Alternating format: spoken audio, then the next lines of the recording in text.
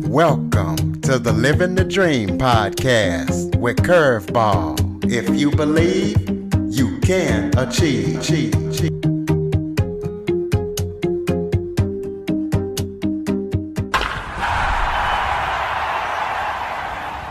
Welcome to the Living the Dream with Curveball podcast, a show where I interview guests that will teach, motivate, and inspire you to stop at nothing to fulfill your dreams. Today, I am joined by a special guest. She is a divorce lawyer, an empowerment trainer, and author of the book Relationship Solutions, Sonia Frontera. We're going to be talking about abusive relationships today. A lot of people don't really realize, but an abusive relationship is not just physical, it can be psychological. So we're going to get into that.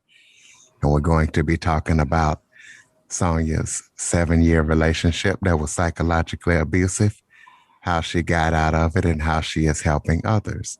So Sonia, thank you so much for joining me today. Thank you so much for having me, Curtis. It's an honor to be with you today. Let's start off by giving people a little bit of background about yourself, telling us who you are. Sure. Currently, as you said, I'm an attorney and I'm also an empowerment trainer. Have been practicing law for 26 years. But my greatest passion is to help others empower themselves and create their lives they deserve, especially in light of adversity. I want people to know that adversity is not bad. It's fuel for transformation. So that is my mission. And I'm also a domestic violence speaker and advocate and empowerment trainer. I get to become familiar with domestic abuse in my marriage. I got married very young. I was 24, and I realized within 24 hours of the wedding that I had married a psychologically abusive man, and I did not see that coming. And being a good old Catholic girl from a conservative family, it was kind of hard for me to get out of the relationship. And that is one of the reasons why I am out there trying to educate people regarding abusive relationships, because I don't want others to go through what I went through. And I want them to know what constitutes abuse and that they deserve to be happy and in an abuse-free relationship. So this is kind of like a two-part question. The first part is, you got married with this guy. How long were you dating it, and why do you feel like you didn't catch the abuse until 24 hours after you got married? And the second part of the question would be, what kind of things went on in a relationship that made you realize you're in an abusive relationship? Well, actually, we had been together for 3 years before we got married. And that's one of the things that people wonder about. How long were you together and how come you didn't know? And we had a beautiful relationship and we were very much in love when we got married. And 24 hours, we are on our way to Mexico to the honeymoon when he starts becoming verbally abusive to me on the plane and saying very, very nasty things about me and about my family. And he said, from now on, everything is going to change. And I did not see that one coming. So I was very much taken aback. I didn't know what to do. I did not realize at the time that this was an abusive relationship, because it's really a very fine line between just doing mean things here and there and being in an abusive relationship, which is something that's more systematic. So that's how I came in contact with that. And I became aware that the relationship was abusive when I was in law school. And I volunteered to be an intern at the domestic violence unit at the courthouse in Newark. And when I received the training there, I realized that what was happening in my marriage was actually consistent with domestic abuse. So because of your faith, it was hard for you to get out of the relationship. What changed and what made you say, okay, I realize my faith, I'm supposed to stay in this till death do us part, but I got to get out of this. What changed in those 7 years? Well, actually, I am Catholic. I grew up Catholic. I went to Catholic school. And my first stop when things started going sour in the marriage was clergy, and I did not get the support from the priest we first talked to. And that was very demoralizing.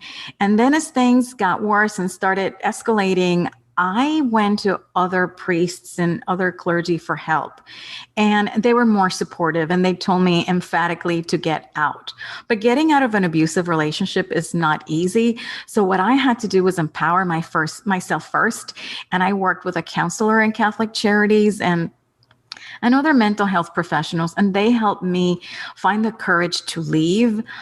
For me, one of the most important things in my empowerment journey was going to school. I started going to law school while I was in the marriage, and that gave me a buffer between my husband and myself, and gave me a new opportunity to start over and gave me new friends. So that was a big part of it, but it got to a point where he became verbally abusive in public. And that's where I decided to draw the line. It's bad enough that this is happening behind closed doors and nobody knows about this. I'm not taking this out in public. And that's when I decided to leave. So what made you decide to become a divorce lawyer since your faith is against divorce to death do us part? What made you decide to become a divorce lawyer? Well, actually, it's a long and twisted road, but to make a long story short, I started out in divorce court, in family court, when I got out of school. I did a clerkship in family court, and that was by choosing the judge, not necessarily because I wanted to be involved in divorce. And I absolutely hated it. Divorce law is very toxic. But 8 years ago, I became disabled with migraines, and I could no longer do litigation. And a friend who's a collaborative divorce lawyer encouraged me to try divorce law. She thought it would be collaborative divorce law would be a better fit for me.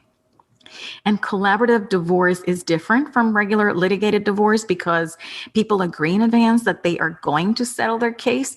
So it's a lot less toxic and a lot less adversarial. And I thought it'd be a good fit for me, and it would allow me to help people and use my personal experience to make a difference in the life of others. So how did you ultimately end up ending the relationship? Did you just say, hey, I want a divorce, and the person went away, or did they give you a lot of problems? How did you end up ending things? Well, actually, at that point when I became determined to let the relationship go, I simply said it. This is over. I can't continue like this. I want a divorce and I'm out of here. And my resolve was very evident, and it was very clear that I was not changing my mind. So it went relatively smoothly. I have to say that the divorce itself was easier than the marriage. We were able to work things out, divide our property, and go our separate ways without much drama, thank God. Well, tell us about what you're doing now to help other people who went through the same thing that you went through, and kind of talk about the ways that people can know when a relationship is psychologically abusive. Psychological abuse is very, very nuanced, and it's very hard to know. You see, it's so easy for someone, if somebody beats you up, if someone physically hurts you, and there's bruising, it's really easy to make that distinction. But when it comes to psychological abuse, it can be very subtle. And for example, one of the most critical things that abusers do is try to isolate the victim.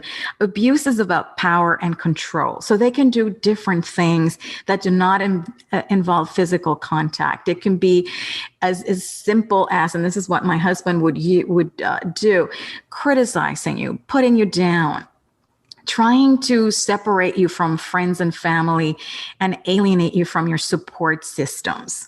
And it could be as subtle as saying bad things about your friends. That's one thing my ex-husband used to do constantly.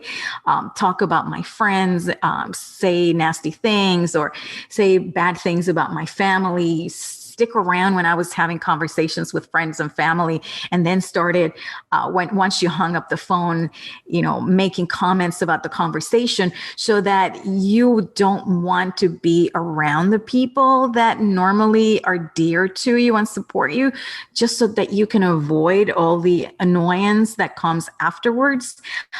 It can be things like picking fights on the way to, let's say, a restaurant or a party when you're going to be meeting with friends. It can be controlling your money, limiting your access to money. or your ability to make a living by showing up at your work and creating disturbances. It could be sexual abuse where they make you or try to coerce you into engaging in sexual acts that you don't want to engage in. It's a lot of different things. And then there's gaslighting, where an abuser just wants to try to make you think you're crazy.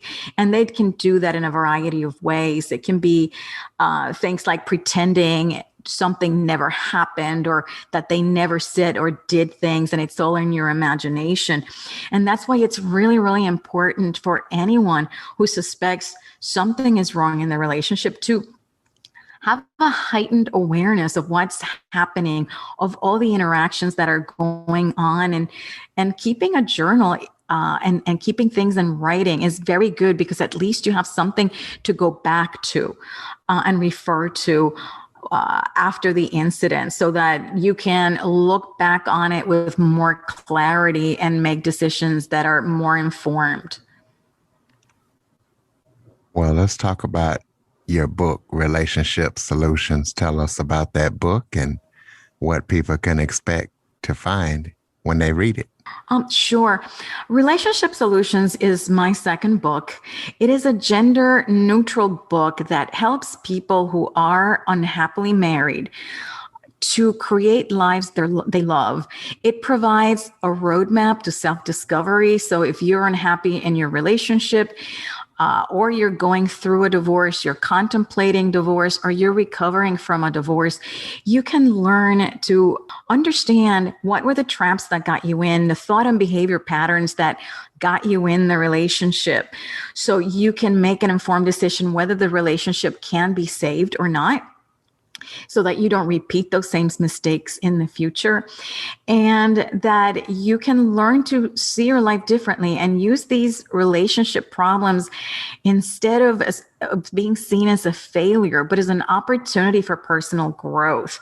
It is a book that has a lot of information that can be used by people individually, that can be used in conjunction with counseling.